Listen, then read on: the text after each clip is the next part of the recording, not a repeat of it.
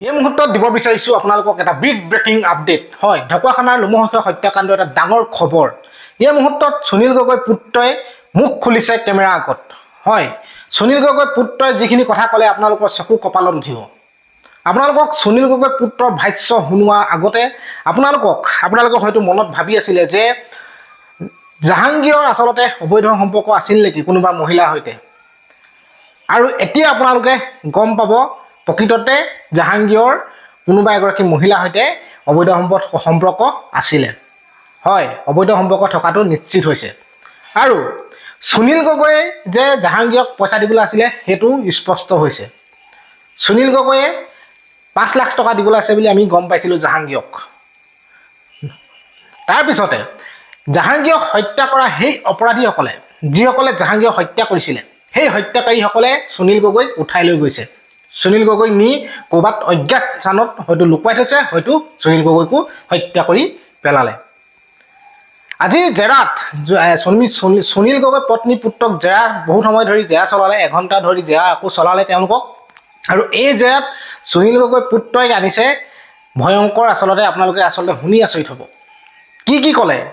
কোন হ'ব পাৰে হত্যাকাৰী আপোনালোকে এই ভিডিঅ'টো প্ৰথমবাৰ শেষলৈকে ভাল ধৰণে চাওক সুনীল গগৈ পুত্ৰই সঁচা কথা কৈছে বহুতখিনি কথাই ক'লে মানে এইটো যে জাহাংগীৰৰ কথা গম পাব জাহাংগীৰে তেহঁতৰ ঘৰতেই থাকি লৈছিলে অস্থায়ীভাৱে এটা ঘৰ তেওঁলোকৰ সুনীল গগৈ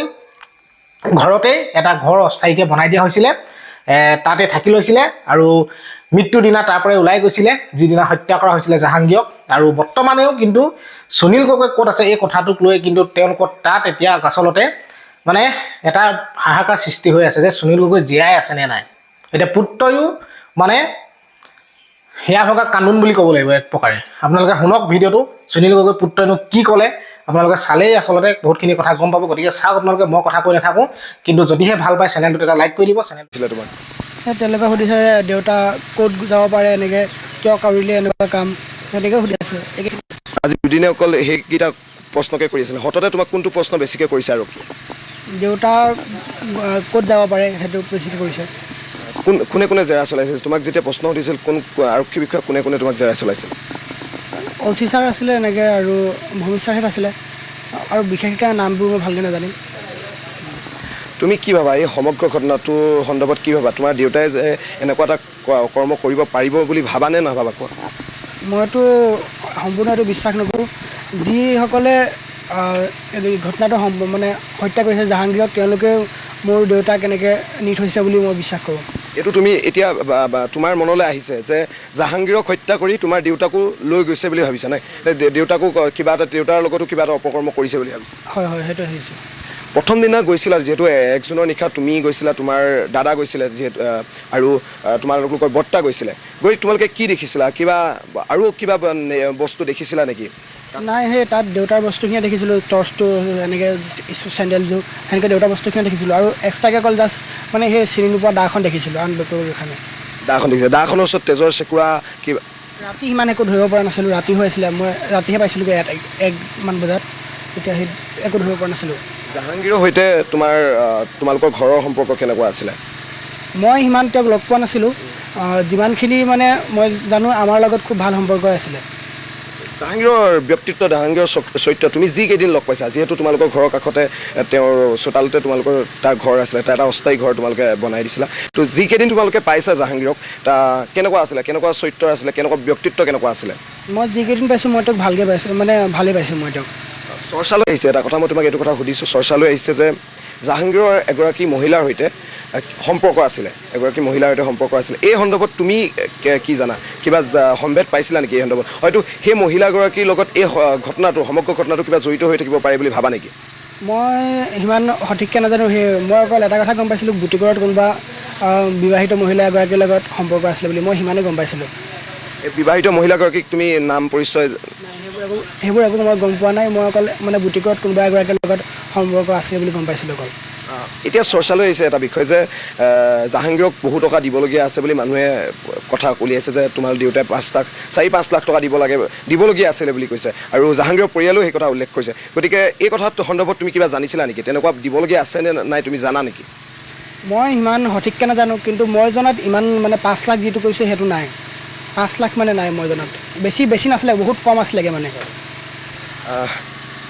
আৰক্ষী প্ৰশাসনলৈ তুমি কি আশা কৰা এই ঘটনাটোৰ সন্দৰ্ভত তুমি চৰকাৰলৈ বা আৰক্ষী প্ৰশাসনক কি অনুৰোধ জনাব বিচাৰিছা ইমান জেৰা চলি আছে সকলো পৰ্যায়ত আৰক্ষীয়ে তদন্ত কৰি আছে কি ক'বা এটা অনুৰোধ মোৰ দেউতাক য'তে আছে জীৱিত আছে বা মৃত আছে মোৰ দেউতাক বিচাৰি দিব লাগে জীৱিত অৱস্থাত হওক বা মৃত অৱস্থাত হওক আৰু যিয়ে এইটো কাম কৰিছে তেওঁলোকক উচিত শাস্তি দিব লাগে এইখিনি আকৌ এবাৰ মই তোমাক সুধিব বিচাৰিছোঁ যিহেতু যিদিনা সমগ্ৰ ঘটনাটো এটা ইউটাৰ্ণ ল'লে আৰক্ষীয়ে ঘোষণা কৰিলে যে সেই মৃতদেহটো সুনীল গগৈ নহয় তোমাৰ দেউতাৰ নহয় সেইটো জাহাংগীৰ হুছেইন হয় তাৰপিছতে নাটকীয়ভাৱে জয়ন্ত গোস্বামী জামিন পালে গুৱাহাটী কাৰাগাৰৰ পৰা তেওঁ মুকলি হৈ আহিল এই সন্দৰ্ভত কি ভাবা এই গোটেই ঠিকাদাৰী গোষ্ঠীটো বা অভিযন্তা যি বিতৰ্কিত ঘোষখোৰ অভিযন্তা আছিলে এই ঘটনাটোৰ লগত জড়িত এতিয়া নাই বুলি প্ৰায় ৰাইজে চৰ্চা কৰিছে তুমি কি ভাবা এই সন্দৰ্ভত এই সন্দৰ্ভত মই ইমান সঠিককৈ মই অৱগত নহয় কাৰণে ইমান ভালকৈ মই ক'ব নোৱাৰিম যেতিয়া দেউতা গৈছিলে দুৰ্নীতি নিৰ্বাহক শাখাক সহায় কৰিছিলে জয়ন্ত গোস্বামীক কৰায়ত্ব কৰাত এই সন্দৰ্ভত তোমাক আগতে কিবা তথ্য তোমাক জনাইছিলে নেকি এনেকুৱা এটা পদক্ষেপ মই ল'ব বিচাৰিছোঁ এটা ভাল পদক্ষেপ লৈছিলে তেওঁ এজন ঘোষখোৰ অভিযন্তাক তেওঁ ধৰাই দিছিলে তো তোমাক কিবা জনাইছিলে নেকি তেতিয়া দেউতাই বিশেষ একো জনোৱা নাছিলে গুৱাহাটীত কাম এটা কৰিব আহিছে বুলি কৈছিলে বাৰু যিদিনা ঘটনাটো সংঘটিত হ'ল 1 জুন তাৰ কেইদিনৰ আগত তেওঁ গুৱাহাটীৰ পৰা ঘূৰি আহিছিলে মানে দেউতা কেতিয়া ঘূৰি আহিছিলে গুৱাহাটীত যিহেতু আছিলে তেওঁ 1 জুনৰ দিনা তেওঁ আহিছিলে ঘৰলৈ 1 জুনৰ দিনা তেওঁ ঘটনাটো সংঘটিত হৈছে তো তাৰ কেইদিনৰ আগত দেউতা ইয়ালৈ ঘৰলৈ ঘূৰি আহিছিলে মইতো ঘৰত নাছিলোঁ মায়ে 29 তাৰিখে তেওঁ পাইছিলে এতিয়া মাৰ ওপৰত জেৰা চলি আছে মাৰ অৱস্থা কেনেকুৱা মায়ে কি কৈছে তোমাক মাৰ অৱস্থাটো কেনেকুৱা হৈ আছে মায়ে যিহেতু আৰক্ষীৰ জেৰা সন্মুখীন হৈছে তোমাক কি কৈছে অলপ দুৰ্বল হৈছে মা অলপ মা ভাগি পৰিছে নেকি মানসিকভাৱে ইমানখিনি এটা ইউটাৰ্ণ লোৱাৰ পিছত তেওঁ সমস্ত তেওঁৰ ওপৰত এটা অপৰাধীৰ পত্নী হিচাপে তেওঁ ভাগি পৰিছে নেকি তেওঁ কিবা কৈছে নেকি তোমাক পুত্ৰ হিচাপে মায়ে মই আমি চবেই জানো যে দেউতাই এইটো কাম কৰা নাই আমি আৰক্ষীক যেনেকৈ ধৰণে পাৰে যি ধৰণে পাৰে সহায় কৰিব লাগে আমি সহায় কৰিছোঁ তেওঁলোকে আমাক জেৰা কৰোঁতে আমি একো মানে ইমান বেয়া পোৱা নাই কাৰণ তেওঁলোকেও নিজৰ কাম কৰি আছে আমিও তেওঁলোকক সম্পূৰ্ণ সহায় কৰিবলৈ চেষ্টা কৰিছোঁ আমাৰ ওচৰত যিমান ইনফৰ্মেশ্যন আছে আমি চব দিছোঁ ভিডিঅ'টো চালে আৰু সুনীল গগৈৰ পুত্ৰই কৈছে যে দেউতাকে এই কামটো অকলে কৰিব নোৱাৰে আৰু দেউতাকে কৰা নাই বুলি সুনীল গগৈ পুতেকে ভাষ্য আগবঢ়াই আছে ইয়াৰ লগত হয়তো তৃতীয় পক্ষৰ মানুহ জড়িত আছে বুলি সুনীল গগৈ পুতেকেও মন্তব্য আগবঢ়াইছে গতিকে যিখিনি আচলতে তথ্য যিখিনি কাপোৰ কানি যিখিনি পাইছিলে তাত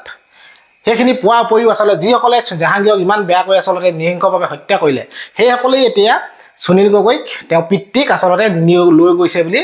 সুনীল গগৈৰ পুত্ৰৰ এয়া ভাষ্য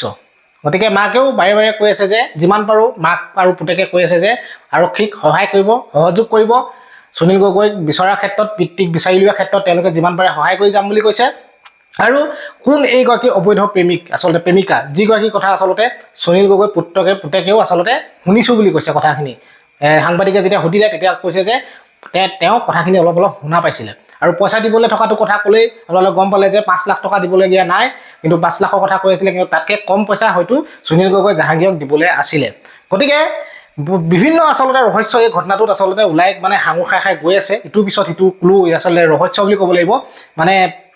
বিমূৰত পেলাই গৈ আছে আৰক্ষীক আপোনালোকে গম পায় প্ৰথমতে সুনীল গগৈ পত্নীৰ ওপৰত সন্দেহ উপজিছিলে বীমা যিটো ইঞ্চুৰেঞ্চৰ ওপৰত সন্দেহ উপজিছিলে লাহে লাহে তাৰপিছতে এতিয়া আপোনাৰ যিজন যিটো এটা ইঞ্চুৰেঞ্চ আচলতে পইচা খাইছিলে বুলি কৈছিলে যি জয়ন্ত গোস্বামী তেওঁৰ ওপৰতো মানে লাহে লাহে তেওঁলৈও মানে বস্তুটো এটা সন্দেহৰ ইংগিত গৈছে গতিকে বহুতখিনি ইয়াত মানে ঘটনাটোত বহুতখিনি মানুহ এতিয়া লাহে লাহে ৰহস্য আবৃত্তত মানে সোমাই গৈ আছে কোন হ'ব পাৰে হত্যাকাৰী আৰু সেই কথা গম পাবলৈ আমি সুনীল গগৈক যেতিয়া উদ্ধাৰ হ'ব হয়তো সুনীল গগৈ ভাল আমি বিচাৰিছোঁ যে ভাল ধৰণে সুস্থ অৱস্থাত তেওঁ উদ্ধাৰ হওক যদি সুনীল গগৈ উদ্ধাৰ হয় সুস্থ অৱস্থাত তেতিয়া সকলোখিনি কথা আচলতে গম পোৱা হ'ব কোনে হত্যা কৰিলে জাহাংগীৰক